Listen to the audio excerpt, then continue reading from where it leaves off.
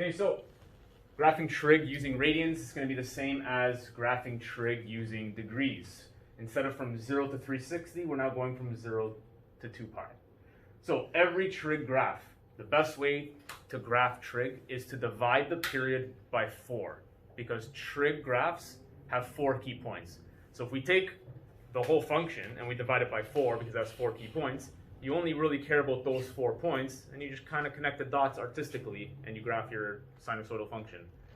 Okay, so if you know the period, you know how to divide by 4, and you just put those numbers on the x-axis, that's pretty much it. And then you just have to know the sine, where does sine start? Where does cos start? And we probably know that from last year, and if you don't, you'll get refreshed over it. Okay, first of all, graph f at x equals sine x. Can anyone tell me the period of this function? Anyone? Come on. In degrees if you want. Jano.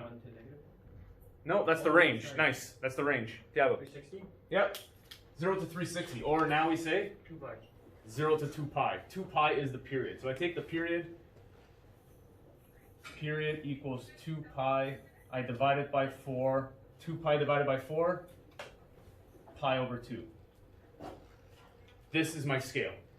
Doesn't matter what the question is, you take your period, you divide it by 4, and I'll show you in 6.4 how to figure out different periods, or where the period is in your equation.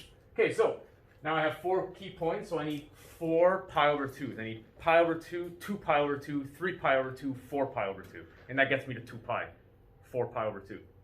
So I plot 4 points that are kind of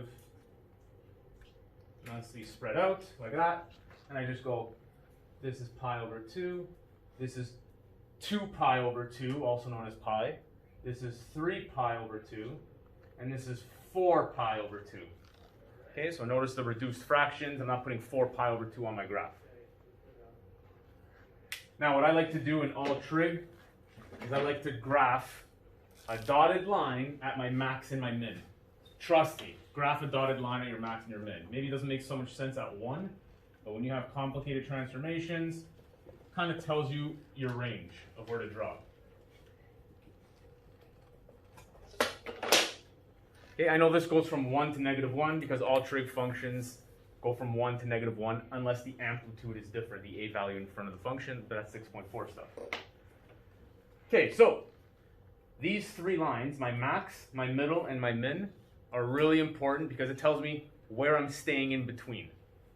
Okay, and I need them because that's where I'm plotting my 4 key points. So it's really easy when I have those lines to graph these 4 points. And these are the 4 points that I'm talking about. I already scaled them, so I'm just literally graphing on this point, this point, this point, this point, I'm done.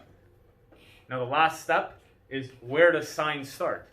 Well, sine starts here, and it goes up. Okay, so the beginning is important. You have to know where sine starts, where cos starts, and the rest you just kind of follow the pattern. Starts in the middle, goes to the top, goes through the middle, goes to the bottom, goes back to the middle. Always, it always does that. Just the starting point is different between the sine and cos functions. And now I go like this. I slap some arrows on the ends, and I'm done. Okay, once your scale is done and you know where you're starting, it's easy. Okay, now the starting point will change with phase shifts in 6.4, but right now we don't have phase shifts. Sine and cos start on the y-axis, and let's move on to cos. Okay, so same thing in cos. G at x equals cos x. What's my period here? Same thing. Divide it by 4, so my scale is also pi over 2. It's still pi over 2. I'm going to scale this the same way. Pi over 2, pi, 3 pi over 2, 2 pi. I'm still new at this, so I'm going to use these dotted lines.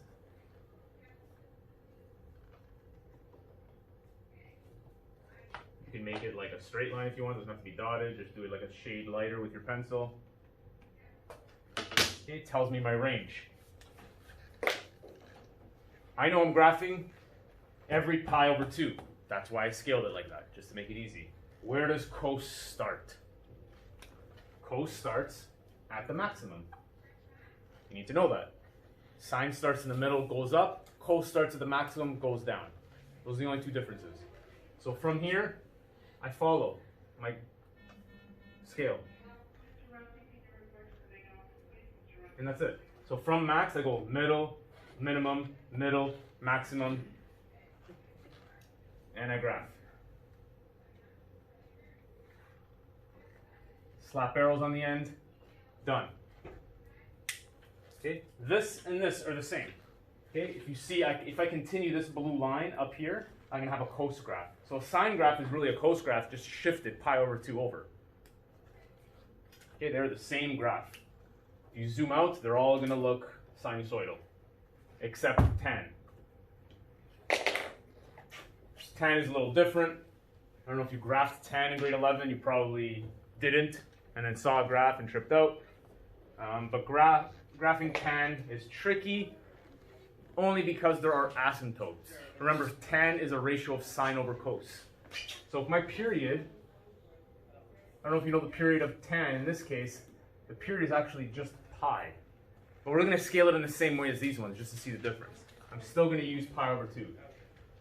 Pi over 2, So that was in this classroom? pi, 3 pi over 2, 2 pi. Now, something about tan, if it's sine over cos, every time cos is 0, we have an asymptote, because that's sine over cos. And if the denominator is 0, we have an asymptote. So at pi over 2 and 3 pi over 2, we got to draw asymptotes. How do you draw asymptotes? Well, whatever, dotted lines. Dotted lines are underrated. Use them more. Okay, so I draw my dotted lines, and tan approaches the asymptotes kind of like this. Okay, and that's only because it's 0. This happens the same way from pi.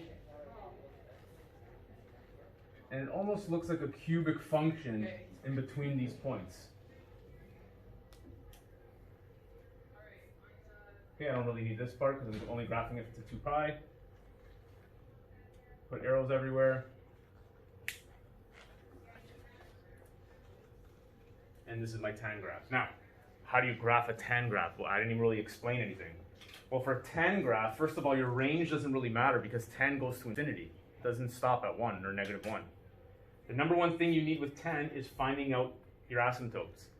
Once you find your asymptotes, this is how it looks like. Unless it's flipped, this is exactly how it looks like.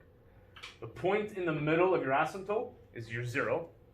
So you go from one end, 1 infinity, down to the other infinity. And you just keep doing that. And you can notice here that the period is actually pi, right? It keeps repeating every pi, not 2 pi. Okay, so tan's a little bit different. I wouldn't be as concerned as with graphing tan as sine and cos because these are more related to word problems, which is kind of like what we're getting at. But you still need to know how to graph tan. All right.